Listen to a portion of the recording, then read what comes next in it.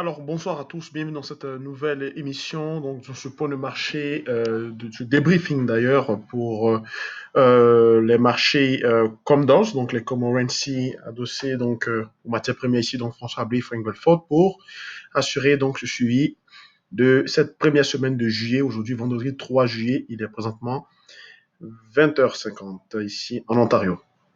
Alors, vous avez vu au début de la semaine, je vous avais donc exhorté à ne pas chercher à payer le marché, d'attendre plutôt une correction avant de le payer pour aller viser les 1,38 800. Finalement, le marché a bel et bien corrigé, mais ne s'est pas mis en position acheteuse, puisque les velléités haussières n'ont pas été confirmées au cours de cette semaine. On a plutôt eu la correction que j'attendais est arrivée, mais le mouvement acheteur ne s'est pas fait et il s'est continué, il s'est soldé plutôt en latéralisation après donc la correction baissière qui était bel et bien attendue. Donc pour l'instant, on peut dire que de ce côté-là, au moins, enfin moi je n'ai pas tradé parce que j'attendais justement cette correction pour la payer et finalement la correction est arrivée, mais il n'y avait pas de signe de rebond comme j'anticipais. Donc, je suis resté inactif. On voit bien que le marché évolue dans un range entre 1,36 530 et 1,35 0,50. Donc, ce range-là, en effet, c'est un range donc qui a contenu donc les différentes informations au niveau des marchés financiers au niveau de cette semaine. Donc, on a eu le NFP le jeudi, puisque aujourd'hui, c'est demi-journée aux États-Unis, puisqu'il y a, comment dirais-je, la fête The Independence Day demain, donc le 4 juillet. Et à cause donc de cette demi-journée de férié, les NFP sont sortis donc le jeudi. Le mercredi également, c'était la fête du Canada. On a eu également des chiffres qui sont sortis du côté canadien, donc le taux de chômage, tout ce qui comporte donc euh, les salaires.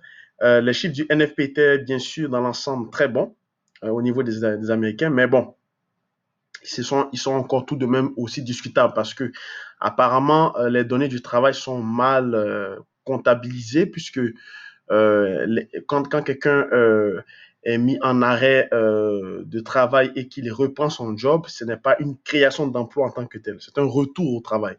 Mais apparemment, les calculateurs le considèrent comme de nouveaux jobs qui sont ajoutés et qui sont compilés.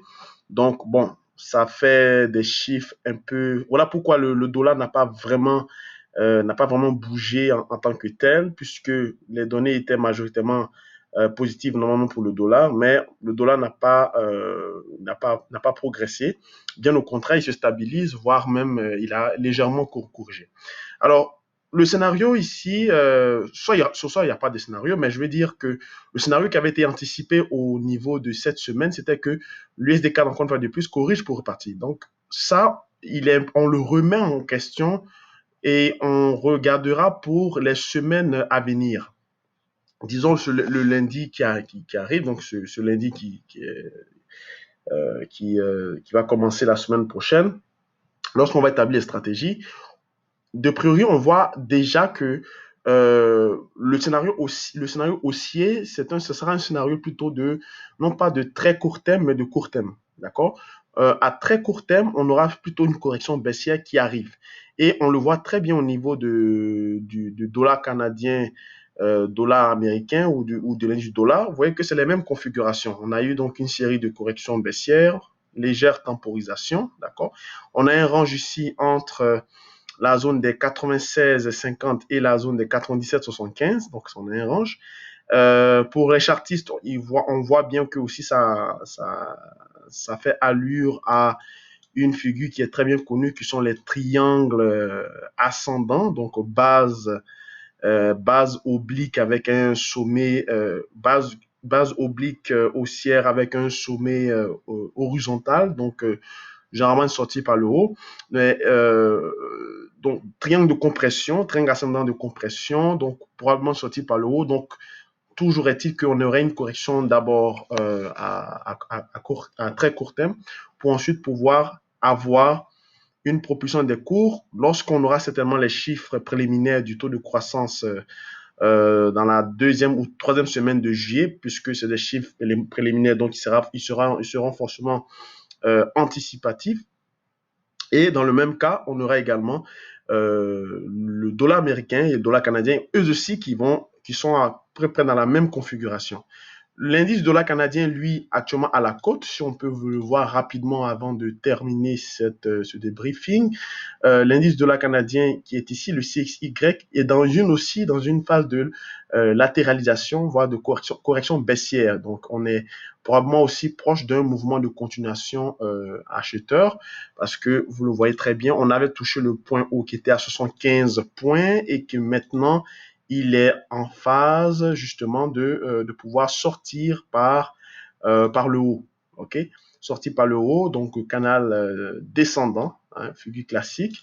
Et vous voyez que si on sort par le haut, bien sûr, et que pendant ce temps, le dollar, lui, se stabilise, voire corrige, on aura donc le dollar américain, dollar canadien qui va lui aussi corriger pour amener donc une des velléités acheteuses aux alentours des 1,33 800, comme on le voit ici. Très bien.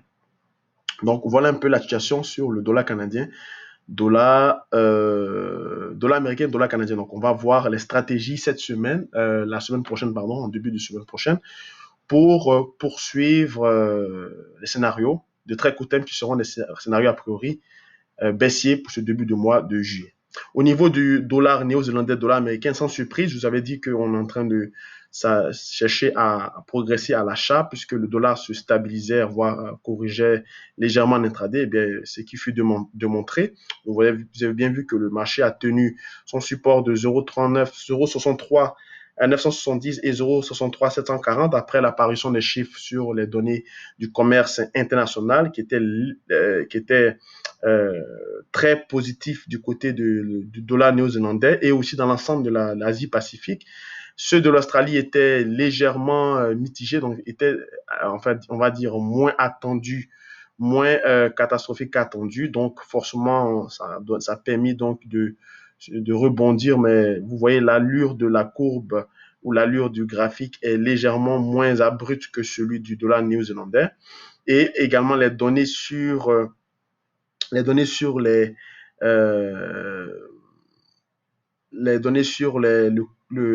pas le commerce international, mais sur le PMI étaient supérieurs à ceux de la Chine. D'accord?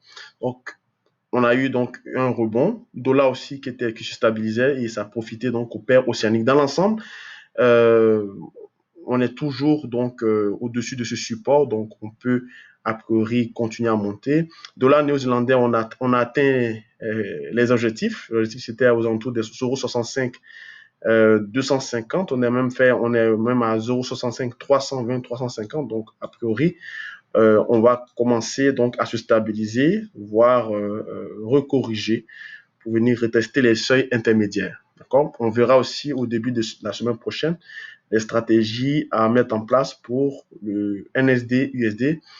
Dollar australien, pareil, même si on est cloche, on est en train aussi de se stabiliser après un rebond en intraday. Pas de la même ampleur comme le dollar CAD qui a eu donc une correction d'à peu près de 150 pips, mais au niveau ici, puisque les chiffres océaniques étaient bons dans l'ensemble, mais le dollar ne s'est pas fortement déprécié, il s'est plutôt stabilisé, donc c'était plutôt un mouvement assez soft, on va dire.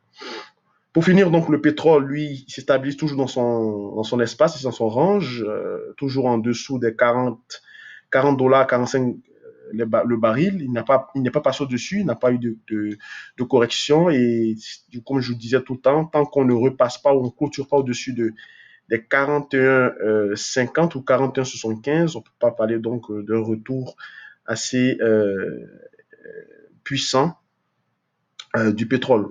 Pour l'instant, on le voit très bien, il évolue entre son fameux range de 40-45 $ le baril et celui-ci que je trace à l'instant qui est à 34,50. Voilà, 34,50. Très bien. Alors, merci à tous. C'est tout ce que j'avais à vous dire pour ce soir. Portez-vous bien, passez un bon week-end et on se retrouve donc le lundi pour établir de nouveaux scénarios. Au revoir.